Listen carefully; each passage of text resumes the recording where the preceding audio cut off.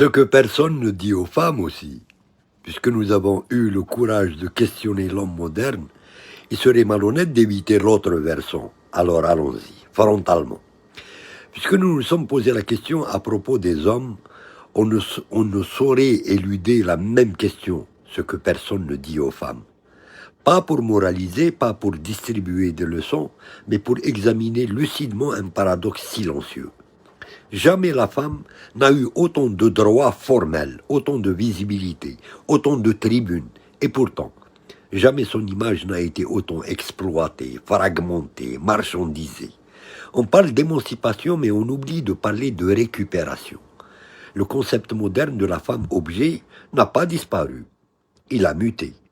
Il ne porte plus toujours le visage grossier de la domination explicite, il s'est raffiné, il s'est digitalisé, il s'est maquillé en liberté.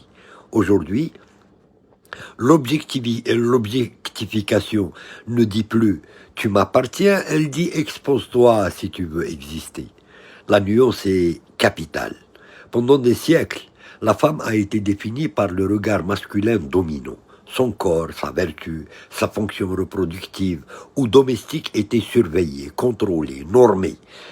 Elle était assignée et réduite à un rôle. Son existence sociale passait par son utilité pour autrui. Puis les structures ont changé. Les droits ont avancé, l'accès à l'éducation, au travail, à l'autonomie financière, a profondément redessiné le paysage. Mais le regard, lui, n'a pas disparu, il s'est multiplié. Aujourd'hui, le regard n'est plus celui d'un village ou d'un patriarche, c'est celui de millions d'inconnus, un regard algorithmique. La femme moderne est encouragée à se montrer, à se célébrer, à reprendre le contrôle de son image.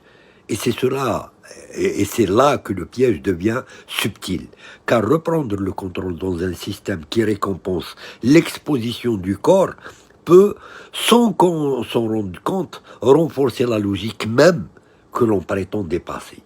Ce que personne ne dit aux femmes, c'est que le marché adore les discours d'émancipation, tant qu'ils restent compatibles avec la consommation.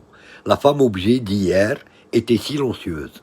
La femme objet moderne parle, elle revendique, elle monétise parfois sa propre image. Mais la question demeure, qui fixe les règles du jeu ? Quand la valeur sociale d'une femme continue d'être corrélée à son attractivité physique, même sous couvert de choix personnels. Il faut oser interroger la structure. Le choix individuel existe, bien sûr, mais il s'exerce toujours dans un cadre culturel. Et ce cadre est saturé d'images. On dit aux femmes, aimez votre corps, mais les standards changent tous les 3 ans. On célèbre la diversité, mais les algorithmes mettent en avant des silhouettes très spécifiques. On parle d'authenticité, mais on filtre, on retouche, on optimise. L'objectification moderne est insidieuse parce qu'elle s'habille de validation.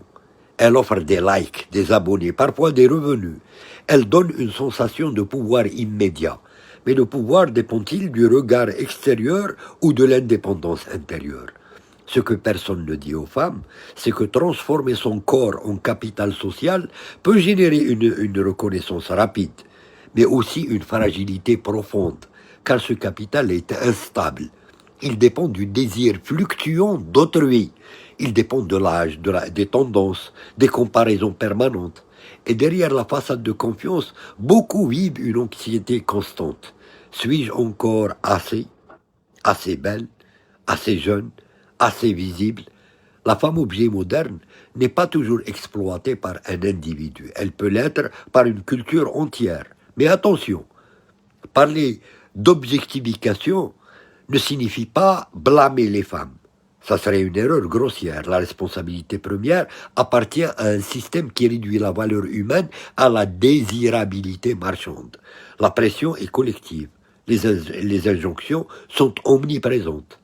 Ce que personne ne dit aux femmes, c'est que vous avez le droit d'exister en dehors du regard. Cela paraît simple, mais c'est radical. Car le regard structure tout. Vos relations amoureuses, les réseaux sociaux, le monde professionnel, On vous évalue souvent inconsciemment sur votre apparence avant même d'écouter votre compétence. On vous demande d'être présentable, séduisante, mais pas provocante, confiante, mais pas intimidante, ambitieuse, mais pas dérangeante. L'objectification ne concerne pas uniquement le corps, elle peut toucher la personnalité. La femme doit être agréable, souriante, accessible. Une femme en colère dérange davantage qu'un homme en colère. Une femme froide inquiète davantage qu'un homme distant. Ce que personne ne dit aux femmes, c'est que vous n'êtes pas obligé d'être agréable pour être respectable. Il y a aussi un autre silence. La compétition silencieuse entre femmes, alimentée par cette logique d'image, comparaison constante, standard irréaliste, course à la perfection, visuelle ou professionnelle. Le système prospère sur cette rivalité car des individus occupés à se comparer ont moins d'énergie pour questionner les structures. La véritable émancipation ne consiste pas à inverser les rôles, dominer à son tour, exploiter à son tour, mais à sortir du cadre qui réduit l'humain à une fonction. Une femme n'est pas un corps à optimiser, elle n'est pas une vitrine, elle n'est pas un symbole à instrumentaliser, ni de tradition, ni de modernité. Elle est une conscience. Et cette conscience a des besoins complexes, parfois contradictoires. Le droit de vouloir une carrière ambitieuse sans être jugé égoïste. Le droit de vouloir une vie familiale sans être considérée soumise. Le droit de ne pas vouloir d'enfant. Le droit de changer d'avis. Le droit de vieillir sans disparaître socialement. Ce que personne ne dit aux femmes, c'est que la pression à être exceptionnelle peut être aussi violente que l'ancienne pression à être docile. On vous demande d'être indépendante financièrement, mais aussi disponible émotionnellement, d'être forte, mais rassurante, d'être compétente, mais séduisante, d'être libre, mais conforme. La charge mentale n'est pas seulement domestique, elle est identitaire. Alors que faire? Peut-être commencer par redéfinir la valeur, déconnecter la valeur personnelle de la valeur désirabilité. Déconnecter l'estime de soi de la validation numérique, réapprendre à habiter son corps comme un espace vécu, pas comme une marchandise évaluée. Cela ne signifie pas rejeter l'esthétique, la beauté, le plaisir d'être admiré. Cela signifie refuser que ce soit le socle unique de l'identité. La liberté véritable ne consiste pas seulement à pouvoir montrer son corps, elle consiste aussi à pouvoir ne pas le montrer sans disparaître, à pouvoir être brillante sans être décorative, à pouvoir être invisible médiatiquement tout en étant profondément vivante. Ce que personne ne dit aux femmes, c'est que votre puissance ne réside pas dans la perfection, mais dans la cohérence, dans la capacité à choisir en conscience, et non sous pression, dans la solidité intérieure qui ne fluctue pas à chaque variation de regard. La femme moderne n'a pas besoin d'être un symbole, elle n'a pas besoin d'incarner une cause à chaque instant. Elle a le droit d'être complexe, imparfaite, en évolution. L'objectification prospère là où l'on oublie l'intériorité. Rappeler cette intériorité, c'est déjà résister.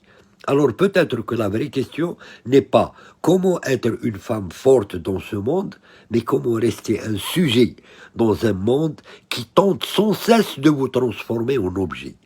La réponse ne se trouve pas dans un slogan, elle se construit dans des choix quotidiens, dans les limites posées, dans les relations équilibrées, dans le refus de réduire sa valeur à ce qui est visible. Ce que personne ne dit aux femmes, c'est que vous n'avez pas à performer votre liberté. Vous avez le droit de la vivre simplement, profondément, sans vitrine. Et peut-être que la révolution la plus silencieuse commence là, quand une femme cesse de se regarder uniquement à travers les yeux du monde et commence à se regarder à travers les siens.